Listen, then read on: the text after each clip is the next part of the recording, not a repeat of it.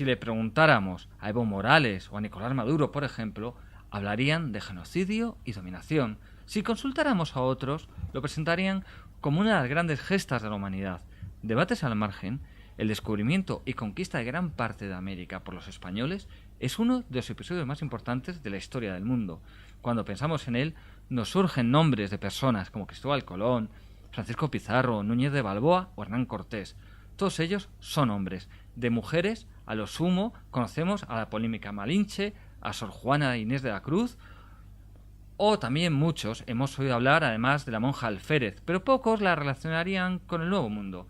De estas mujeres y muchas otras nos habla José Luis Hernández Garbi en A donde te lleve la suerte, la apasionante aventura de las mujeres que descubrieron y colonizaron América. Y ese es el tema con el que vamos a conversar hoy con el autor en Periodista Digital. Bienvenido y muchas gracias. Muchas gracias, encantado de estar de nuevo con todos vosotros. Bueno, José Luis, a mí cuando me llegó el libro hubo una cosa que me llamó la atención. Normalmente cuando vemos un libro sobre las mujeres o las mujeres en la historia las mujeres de los dictadores, las mujeres no sé qué, siempre tienen algo en común. Están escritos por mujeres. Y sin embargo en esta ocasión te encuentras un libro sobre mujeres en la historia, escrita por un hombre. A ver, cuéntanos la anécdota, aunque la explicas un poco al principio del libro. Cuéntanos qué te llevó a escribir este libro.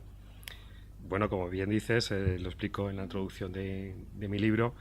La inspiración para escribir este libro me viene de una visita al Museo Naval de Madrid, donde descubro una exposición dedicada precisamente a la presencia de las mujeres, no solo españolas, también indígenas y esclavas africanas que viajaron hasta el Nuevo Mundo y participaron en el descubrimiento y en la conquista, ¿no? Entonces, pues bueno, la verdad es que me resultó muy llamativa porque debo confesar que yo mismo pues tampoco tenía mucha noticia sobre el papel de estas esforzadas mujeres en esta epopeya histórica, ¿no? Entonces me resultó muy llamativo y hojeando también pues el catálogo de la exposición y demás, pues me animé a buscar algo de información y bibliografía y bueno, mi sorpresa fue encontrarme con muchísimos datos, ¿no? Y con los nombres de muchísimas mujeres que han permanecido siempre en un segundo plano por la presencia de esas figuras que, como tú decías, pues Colón o Hernán Cortés o Pizarro, pues las han relegado a un segundo plano, ¿no? Pero realmente hay muchísimos casos, unos son más conocidos que otros, pero la verdad es que la presencia de la mujer en las gestas más importantes de esta epopeya, pues es constante. Pero no deja de ser curioso que una época en la que vemos, que es justo reconocer que no todo lo hicieron hombres, ¿no? En cualquier época de la historia siempre ha habido mujeres ahí, pero vemos cómo se reivindica el papel o las mujeres en la Segunda Guerra Mundial, el papel que tuvieron pues en retaguardia, en las fábricas sustituyendo a los hombres, las mujeres en la Guerra Civil Española, las mujeres en determinados momentos históricos. Sin embargo, parece como que nadie está interesado en hablar de estas mujeres que participaron en la conquista y en la colonización de América. ¿Tú por qué crees que como de repente ese tupido velo, más allá de personajes como polémicos como la Malinche, por qué ese tupido velo sobre la mujer en América? Yo creo en América española, para ser. Yo creo que influye sobre todo la presencia de estos personajes masculinos tan rotundos. Es que las historias de los grandes conquistadores o de los grandes descubridores de América, pues bueno, es tan impresionante, está llena de hechos tan espectaculares que apenas ha dejado sitio a que las historias de las mujeres que también estuvieron en América pues pueda abrirse paso, ¿no? Yo creo que es el motivo fundamental, ¿no? Y luego pues también a una conciencia que había en esta época, ¿no? En la época del descubrimiento, ¿no? Que bueno, pues el papel de la mujer estaba limitado a ser esposa, compañera y recluida en el hogar o en el convento, ¿no? Entonces pues tampoco tenía muchas posibilidades de iniciar otro tipo de vidas. Pero lo que ocurre realmente en América con las españolas y las indígenas que estuvieron allí, pues es que rompieron muchos moldes. Yo también lo digo en la presentación del libro. Fueron mujeres que rompieron con esa imagen que había en aquel entonces y bueno, dieron un paso adelante y se convirtieron también en protagonistas. Pero fíjate que al margen de la reina Isabel la Católica, lo que tiene su papel para financiar la expedición, las tres mujeres, si preguntas a la gente, bueno, hay mujeres relacionadas con de aquí o de allí, relacionadas con la conquista y colonización de América, pues los tres nombres son los creo que los que he hecho en la presentación. la Malinche, una indígena, en fin, con todo lo que tiene de polémico en México y... En fin, Sor Juana Inés de la Cruz, que se la relaciona con la literatura, no con la colonia, por decirlo así. O la monja alférez, que realmente muchos españoles no sabemos nada de ella, más allá, quizá muchos incluso la conocen por aquel exabrupto de Alfonso Guerra a Loyola de Palacio, que le llamó la monja alférez. Yo creo que mucha gente lo único que sabe es eso. Y que incluso quien conoce el personaje, tú me hablabas de que en una película que yo no he visto, tampoco lo relacionan con América, casi lo relacionan con alguien dedicado a las armas, pero en territorio español, peninsular, ¿no? Sí, sí. Es bastante peculiar, ¿no? Que las 3 mujeres que hay conocidas no son mujeres que, digamos, que protagonizaron grandes gestas o grandes hechos. Además, si se me permite la expresión, lo que tiene más delito es que en muchos casos son más conocidas en América que en España, ¿no? El caso de la Malinche, o como era conocida, o Doña Marina, como la bautizaron los castellanos, pues es un personaje controvertido y polémico en América. En España casi no... Yo creo que si preguntamos, poca gente la podía relacionar con la etapa de la conquista de México, ¿no? Bueno, en Oviedo yo vi en Gijón yo vi un restaurante mexicano que se llamaba La Malinche, así que en Gijón algunos sabrá quién es. Igual lo relaciona con el restaurante, ¿no? No lo relaciona con el personaje, ¿no? Pero es que resulta muy, muy llamativo. Quizás lo comentábamos antes de empezar la entrevista, que es esa peculiaridad que nos distingue como pueblo, ¿no? Como españoles, que bueno, pues todos nuestros grandes personajes históricos que han pasado a lo largo de siglos de nuestra historia, de una historia que es, yo siempre lo repito, que es fascinante, pues siempre los dejamos un poco de lado, tenemos como miedo a recordarlos, ¿no? Ese remordimiento que nos atenaza muchas veces y que nos impide hablar sobre estos personajes, o incluso dedicarles calles, colegios, personajes que en otros países pues seguramente pues eso tendrían nombres de universidades o de calles, ¿no? O de grandes colegios. En cambio aquí en España pasa con los hombres, pues con las mujeres es todavía peor. No, incluso pasa, ¿no? Lo que dices es que hay personajes de estos que realmente, por decir, oye, pues sí, pueden ser peruanos y españoles, o pueden ser peruanos porque eran españoles, o pueden ser mexicanos porque eran españoles. Sor Juana Inés de la Cruz, por ejemplo, allí es reconocida como alguien propia de allí, ni se le menciona como una escritora española, sí, cuando realmente es una escritora, al menos también española, ¿no? Además hay que decir que en aquella época tampoco existía la conciencia de que uno pudiera ser español o mexicano, claro, o peruano.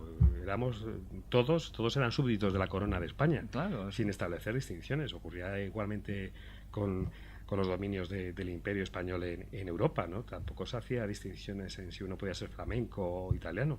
La prueba es que en la corte, pues muchos, desde grandes ministros válidos, ingenieros que trabajaron en las obras escénicas que se representaban en Palacio, o médicos al servicio de los reyes, pues eran extranjeros, ¿no? Pero no se establecía esa distinción entre extranjeros y españoles. Eran súbditos del Imperio Español y como tal eran tratados, y lo mismo ocurría, por supuesto, en América. Y yendo a la Malinche, porque ya hemos nombrado varias veces, hay una cosa que me llama la atención, ¿no? Vemos que realmente, bueno, la Malinche, pues vale, era la amante y traductora del conquistador, pero y para muchos mexicanos ha quedado como la gran traidora, aunque también cuéntase cómo se llega al nombre de la Malinche, y realmente, bueno, por un proceso fonético en el cual el nombre se va adaptando y le ponen una terminación indígena que significa gran señora, con lo cual en realidad no la habían ver tan mal en aquel momento los propios indios. Y a lo que iba, o sea, ella, vale, ocupaba un puesto destacado, pero vemos en el libro, que en el libro hay que decir además que aunque centrado en las mujeres podemos leer la historia de la conquista de América a través del libro, vemos, y es algo que quizá el indigenismo no le guste, pero que es que realmente América la conquistaron los españoles, pero con el apoyo de miles y miles y miles y miles de indígenas, de indios que se querían liberar de su propio imperio que se imponía, ya fuera el azteca o el inca, y esto lo vemos. Sin embargo, la traidora es la mujer. El resto de los miles de indios que combatieron a otros indígenas, al imperio que los sometía, esos no son traidores. ¿No es un poco injusto? Sí, la verdad es que sí, es muy injusto, ¿no?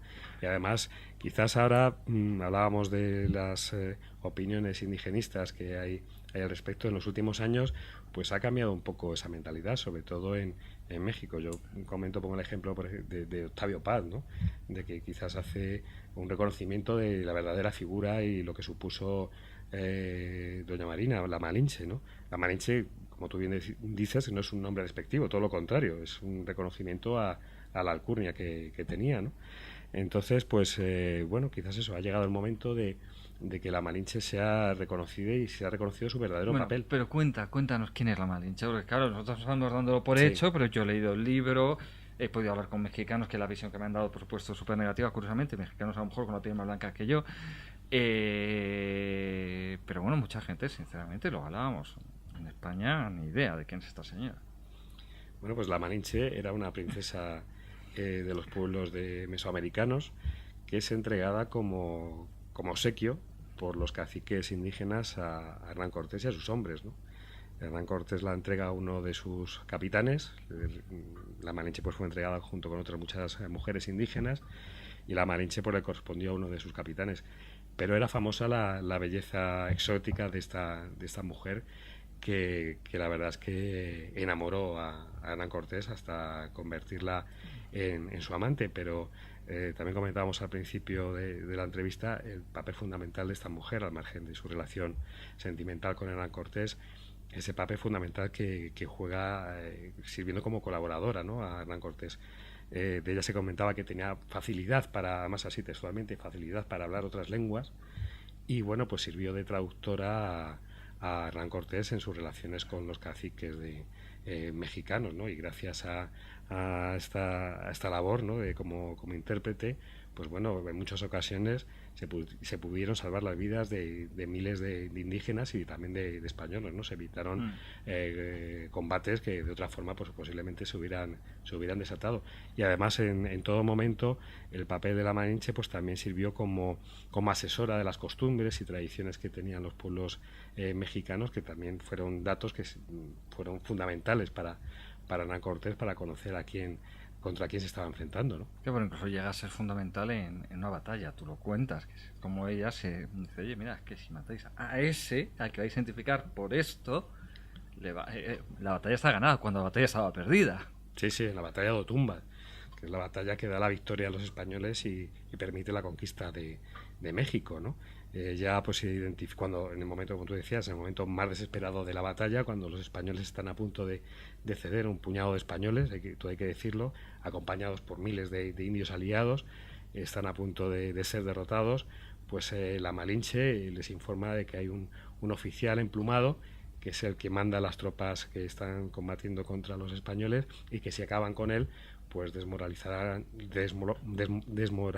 a los aztecas y conseguirán derrotarles, ¿no? Esa información es vital, ¿no? Los españoles lanzan una carga de caballería desesperada contra él, consiguen acabar con la vida de este líder. Es una carga, en el veces que son 5 los que sí, van. bueno, una carga limitada, ¿no? Pero hay que tener en cuenta también que los indígenas temían a los caballos, ¿no? Sí, en aquella época. Entonces, bueno, el efecto era... Sí, aunque se vuelan 5 les parece... Nos puede parecer un poco ridículo, pero en aquellas circunstancias era... Entonces, bueno, si lanzan la carga, le rodean y terminan matando. Terminan matándole y provocan la retirada de miles de guerreros aztecas, ¿no? Oye, otra cosa que me llama la atención es que, bueno, insisten mucho que las mujeres que participaron en la conquista y el asentamiento español en América pudieron superar muchas de las limitaciones que te encontraban en la sociedad castellana o española de la época, en la península, por entendernos, aunque con un límite, claro, o sea, cuidado, o sea, eso, la época, no nos equivoquemos. ¿Por qué? ¿Por qué podían superar estos límites que podía ser en todo tipo de actividades, el comercio, la situación social? ¿Cómo podían superar? ¿Era una sociedad distinta si era lo mismo y además era quizá incluso la población más ruda la que iba allí? Sí, la verdad es que se intentó trasladar el sistema social y cultural que había en España, trasladarlo a las colonias americanas, pero también hay que decir que era un territorio de frontera, ¿no?, en el que los hombres prácticamente se dedicaron salvo a algunos colonos, se dedicaron a combatir y a descubrir y a dominar, ¿no?, las labores de una conquista. Entonces, el papel de la mujer pues fue el de crear realmente una sociedad en el nuevo mundo. Entonces, pues bueno, pues lo que a lo mejor podían hacer los hombres en la sociedad española de aquel entonces, pues ellas tuvieron que asumirlo, ¿no? Tuvieron que fundar poblaciones, tuvieron que introducir cultivos que llegaban desde España, tuvieron que enseñar a sus hijos a leer y a escribir, a las indígenas también a leer y a escribir. Yo lo digo también en el libro, si en América se habla hoy en día el castellano, pues es debido a la labor de todas estas mujeres que fueron las que, digamos, transmitieron la cultura hispánica por todo el continente. Entonces, pues bueno, se les brindó una serie de oportunidades que desde luego no tenían en España, pero porque era necesario. Eran, como digo también en el libro, eran adelantadas a su tiempo y tenían que salir adelante de cualquier forma, ¿no? Sí, pero también vemos, bueno, grandes damas, o que a ellas se veían como tales, que llegan a América pensando que esto va a ser jauja, aquí y tal, y de repente llegan y se encuentran unos señores rudos, duros, bregados en 1000 batallas, llenos de heridas, con miembros amputados, no solo jóvenes apuestos y gallardos y de formas exquisitas que ellas esperan.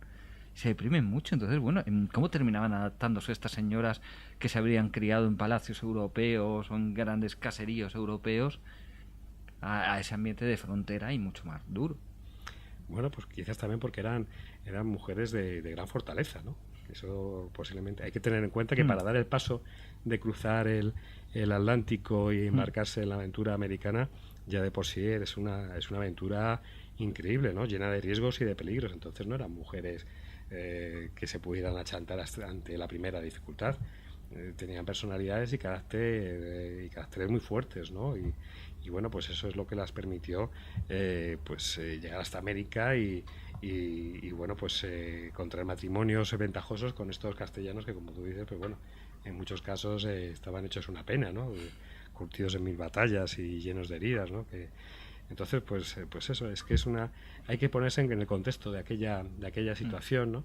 Y yo creo que allá no las quedó más remedio. Tampoco podían volverse atrás. Claro. Ellas habían quemado sus barcos, ¿no? Sí, usando esta expresión que quizás es muy adecuada para la epopeya americana, ¿no? Algunas con frivolidad, ¿no? Cuentas el episodio de estas señoras que llegan a América, ven a todos estos tullidos bregados en 1000 batallas, y una dice a otra, con la mala suerte que escuchan a los hombres: bueno, vosotros no os preocupéis, oye, que nosotros ahora nos casamos con alguno de estos que tienen fortuna y pocos años de vida porque están a punto de irse al otro mundo, y ya después nos casaremos con un buen mozo joven. Sí. O sea, es una anécdota que está reflejada en las crónicas de la época. Es que frivolidad, ¿no? O sea, al final. Sí.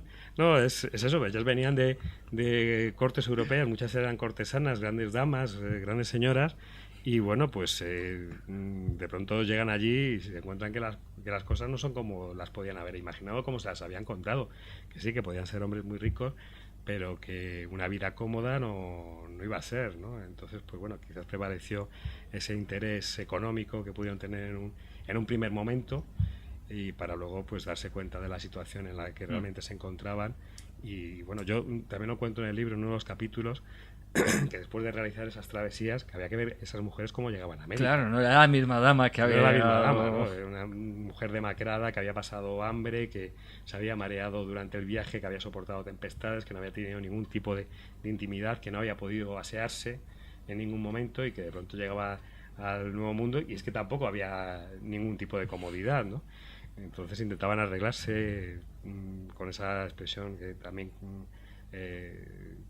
recojo en el libro, de valer más, ¿no? Ya se tenían que intentar hacer valer, ¿no? Lo que ellas representaban, ¿no?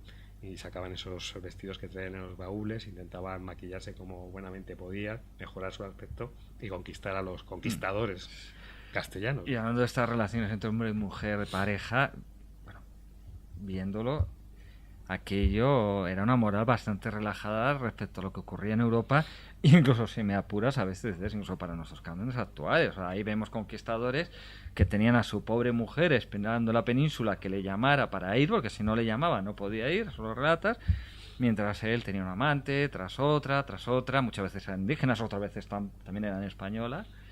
Vemos también, pues hombre, amantes en las indígenas que a veces eran voluntarias, otras no tanto, cómo se vendían y se compraban mujeres para los favores sexuales. Eso parecía, en fin, perdóname, un putiferio. Sí, es que yo creo que está bien esa expresión, ¿no? O sea, quizás también arenes, ¿no? Sí, vemos arenes, o sea, estos que habían luchado contra el árabe, contra el islam. El país de Mahoma, como se decía en algunos casos, ¿no? Claro. De la península, ¿no? Que las autoridades eclesiásticas y de la casa de contratación y de la corte se se echaban las manos a la cabeza escandalizados, ¿no? por esta relajación de las costumbres, ¿no? Es el papel también que realizaron las españolas al viajar allí, ¿no? Se quería que hubiera españolas precisamente para que esas costumbres tan relajadas que había en el Nuevo Mundo pues volvieran a su cauce, ¿no? Que volvieran a ser como... Bueno, la verdad es que era una moral un tanto hipócrita la que se vivía también en España en aquella época, ¿no? Pero que bueno, que estuviera más o menos encauzada, ¿no? Pero es realmente sorprendente. Encontramos muchísimos casos de tanto indias voluntariamente como forzadas, como conseguidas en una partida de cartas o de dados que eran entregadas a los españoles, ¿no? Incluso también los caciques de los imperios incas y aztecas y demás, pues también cedieron muchísimas mujeres a los castellanos, ¿no? Bueno, eso es tremendo, llegaban a ceder a sus hijas, o sea, sí, a sus hijas, efectivamente. Que eran bien recibidas, porque lo que hacía el castellano cuando las recibía como presente de estos caciques era inmediatamente bautizarlas, ponerlas un nombre cristiano y unirse con ellas, y en algún caso aislado casarse, ¿no? Porque es que daba cierto prestigio. Que estaban para un castellano, hay que imaginarse la situación, un castellano que venía pues de Extremadura o de Castilla o de Andalucía, que no tenía quizás posibles o que era un segundón en una familia noble, y de pronto llegar al Nuevo Mundo y casarse con la heredera, bueno, con la heredera no, pero con la hija de un emperador. Claro, es que al final Entonces, será la realeza ahí, pero es la realeza. Ahí está, ¿no? Entonces, pues bueno, estas princesas eran deseadas, ¿no? Nunca mejor dicho, por estos castellanos. Bueno, incluso vemos, tú lo dices, ¿no? Como que al final llega un momento que la Iglesia ya dice, mira, vale, o sea, no puedo evitar que tengáis concubinas, no puedo evitar que tengas una amante tras otra, pero te autorizo siempre y cuando la bautices. Sí. Esto es increíble. O sea, que ya que viváis en pecado, pero bueno, pero que al menos la pecadora se pueda confesar. Sí, exactamente. Es que esa es la forma de pensar que se tenía en aquella época, ¿no? O sea, si estaba bautizada, pues bueno, se podía perdonar todo, porque con una confesión se podían arreglar todos los problemas, ¿no? Es muy llamativo. Hay que situarse también en el contexto de la época y en la concepción que sobre la religión y la moral se tenía en aquel entonces para hacernos una idea. Ahora nos puede chocar y resultar llamativo, pero en aquel entonces era lo más normal del mundo. Sí, oye, y lo que vemos, y además lo hablábamos antes, es que sabemos muchos, pues eso, lo que estamos diciendo, españoles, o castellanos, no sé cuál es el título que habría que dar a la época, bueno, o ambos indistintamente, ¿no? Que llegan allí y en unos pocos casos se casan con esas princesas, en otros conviven con una de ellas o con 30 de ellas. Muchas parejas donde hay un hombre español, un hombre europeo y una mujer americana. Lo que no vemos en ningún caso, por lo menos no se nos pasa en el libro, es el caso contrario, donde llega una dama española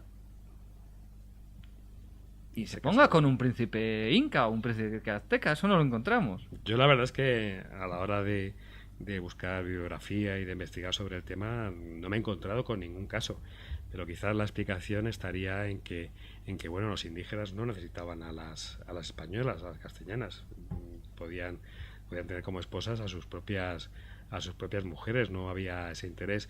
La situación cambia cuando bueno, las familias mixtas de castellanos y de indígenas pues tienen hijos, entonces esos hijos sí, ya buscan quizá los matrimonios con mujeres llegadas desde la península, ¿no? Sí. Pero la verdad es que quizás la razón fundamental es porque no lo necesitaban. No... Estos hijos además, ¿no? Que están aquí en el libro, hay un gráfico de la época bastante divertido, ¿no? Que son los distintos tipos de mestizajes posibles en América. Es súper llamativo, no sé si es América en general o en... Sí, es esta es una tabla reducida porque no faltaba espacio, porque hay muchos más tipos. Claro, entonces claro, te encuentras español con india, mestizo. Español, no dice español, o sea, ahí no dice o español con indio, o sea, diciendo que pues, no, español con india. Mestizo con española, ahí sí vemos que es posible. Claro. Castizo con española, español, o sea, es como a la tercera generación se le vuelve a poner la categoría superior. Es bastante llamativo, ¿no?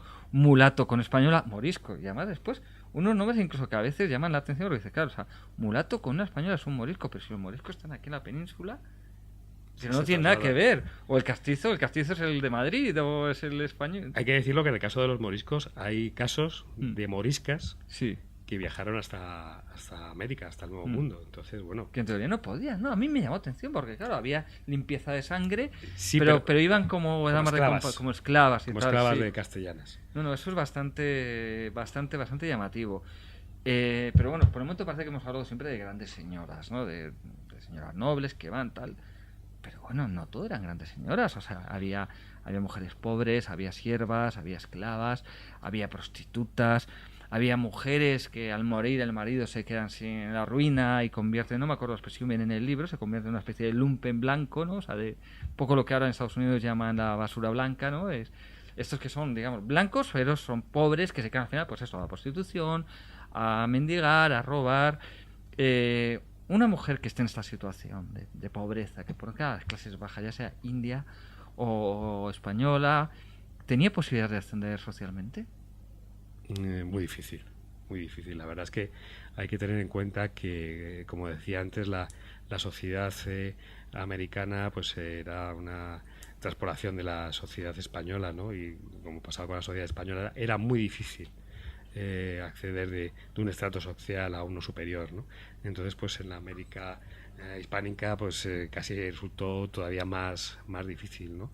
Dando lugar a núcleos de marginación que yo creo que incluso permanecen hasta hoy en día, ¿no? Ya digo, los esclavos pues prácticamente no pudieron, es que no había forma de que pudieran salir de su estado, ¿no? Las españolas que por una serie de circunstancias pues acabaran, como tú decías, empobrecidas o en una situación de desamparo, pues no había ningún tipo de protección, ¿no? Entonces era realmente muy difícil salir del estrato social en el que se encontraban, ¿no? Quizás alguna de ellas, a base de mucho trabajo, mucho esfuerzo, de quizás pues pudo mejorar su condición económica, no social, pero quizá económica, ¿no? Pero hay que recordar a esas mujeres luchando por salir adelante en ciudades que habían sido fundadas apenas unos años antes y en las que era realmente muy difícil sobrevivir. Y también lo que vemos son mujeres en papeles impensables.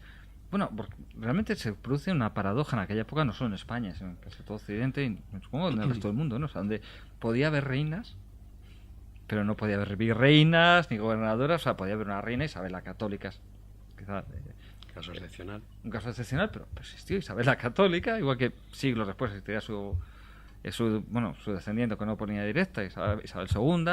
Podemos encontrar la reina Victoria de Inglaterra, pero son excepciones en la historia, es cierto, y más en aquella época. Pero encontramos a Isabel la Católica, pero nadie pensaría que en España, pues oye, que el mayorazgo de un territorio lo pudiera tener una mujer, que quien tuviera el título de condesa o duquesa y dominar un territorio fuera una mujer. Y sin embargo allí llegamos a ver mujeres que gobiernan ciudades, mujeres que gobiernan territorios, o mujeres que, aunque sea porque su marido se muere, lideran a veces con un grado extremo de crueldad absoluto episodios de intentar descubrir, aunque fracasen, pero los lideran, o sea, tremendos. Cuéntanos cómo es posible que estas mujeres lleguen a gobernadoras, a liderar expediciones. ¿Cómo es posible? Pues es precisamente por eso, porque rompieron esquemas, ¿no? En España o en Europa el papel de la mujer estaba restringido entre cuatro muros, ¿no? No podía salir de ahí. En cambio, en América es un nuevo continente en el cual pues se les abren muchísimas más posibilidades, y nos encontramos el caso de Isabel Barreto, que es el que comentas, que lanzó una expedición a las Islas Salomón, ¿no? Y además una expedición que nos pone en muchos casos la carne de gallina, ¿no? Por su comportamiento tiránico, ¿no? No, terminas odiando a la mujer cuando terminas de leer el capítulo, o sea, dices, ¿por qué no se moriría antes? La verdad es que es un caso realmente que fue nombrada adelantada, que es el único caso de adelantada española, ¿no? Encontramos también incluso la gobernadora de la Isla de las Perlas. Igual que en España, como bien decías, no encontramos ningún caso de ningún ministro valido en la corte o virrey en algún territorio de la península ibérica por parte que hubiera sido nombrado por parte de los monarcas españoles. Pues en América nos encontramos constantemente con referencias en este sentido, ¿no? Que desempeñaron papeles importantísimos, ¿no? En el caso de los conventos, por ejemplo, la influencia en las sociedades restringidas de las ciudades del Nuevo Mundo, su papel fue trascendental. O sea, tenía en cuenta la opinión de las abadesas, ¿no? Había incluso conflictos importantes por hacerse con ese puesto en los conventos, porque las familias sabían que si tenían una abadesa que perteneciera a su familia en el convento, pues podían influir en la vida política y social. Era un poder fáctico muy importante. Entonces, pues bueno, es realmente llamativo, ¿no? Es algo, yo creo que, como decía también antes, fueron adelantadas a su tiempo en todos los sentidos, pero no solo en España, es que en Europa no encontramos casos como los que encontramos en América. Y oye, una curiosidad, porque no sé si eso se les puede seguir el rastro, ¿no? Tú muchos personajes que tratas se pierde el rastro, pero claro, una de estas señoras que llega a ser gobernadora de un territorio o que tiene a su cargo porque lo hereda una encomienda, tiene una latifundista. Uh-huh. Ella tiene sus propios territorios con sus siervos. Son mujeres poderosas que mandan mucho, además. O sea, que es que la mayor parte de los hombres se ponen firmes a su paso. Por lo que sea, a bateres de la vida, vuelve a España. O viene a España, se ha nacido allí, hija de españoles. ¿Cómo se adaptaban a esta sociedad donde quedaban relegadas? Hombre, venían como grandes señoras, en la mayoría de los casos. Sí. Entonces, pues bueno, tenían cierta consideración, ¿no? Al ser grandes señoras. Y en España casi siempre eran consideradas como la esposa de, o la hija de, o perteneciente a determinado linaje, ¿no? Entonces, pues bueno, eso les daba cierto prestigio social. Pero desde luego esa capacidad de mando que asumieron en América no la tuvieron en España, ni la ejercieron en España. Y muchas veces es muy difícil renunciar a esa capacidad de mando. Claro, bueno, nos encontramos en algún caso de que, bueno, que defendiendo a sus maridos que estaban en América, sus maridos que podían desempeñar algún tipo de cargo público, pues ellas defendieron la labor de sus maridos ante la corte y la defendieron como pudo hacerlo un hombre, ¿no? Con esa misma energía. Pero quizás son los únicos casos que nos encontramos de estas mujeres que pudieran ejercer ese tipo de poder en España.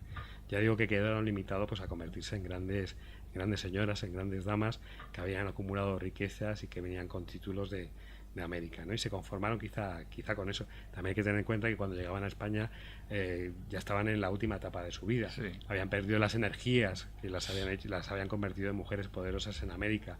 Entonces, pues era como una especie de retiro, ¿no? Cuando llegaban a España de nuevo. Y oye, lo que vemos en los episodios, vemos los hombres, muchas veces estos conquistadores, en una panda de traidores, de rufianes en cuanto a su relación con otros españoles. Vemos auténticas guerras civiles en los territorios españoles. Hay guerras civiles en América. Sí, por ambiciones personales, donde alguien no duda, bueno, o sea, donde incluso ponen a una mujer por medio, te casas con mi hija, pero en realidad estoy esperando traicionarte y el hijo mientras tanto, sí, o sea, el yerno, vale, yo me caso con ella, pero te quiero traicionar a ti, donde vemos, bueno, pues que el que cruce el istmo de Panamá, Núñez de Balboa, sí, es traicionado y ejecutado como un traidor, alguien que cometió unas grandes gestas. ¿Las mujeres eran así de taimadas y traidoras como los hombres o eran un poquito más tranquilas? Yo creo que no, yo creo que en muchos de estos casos se convirtieron también en víctimas. En el libro, en algunos de los capítulos, hablo de algunos casos, ¿no?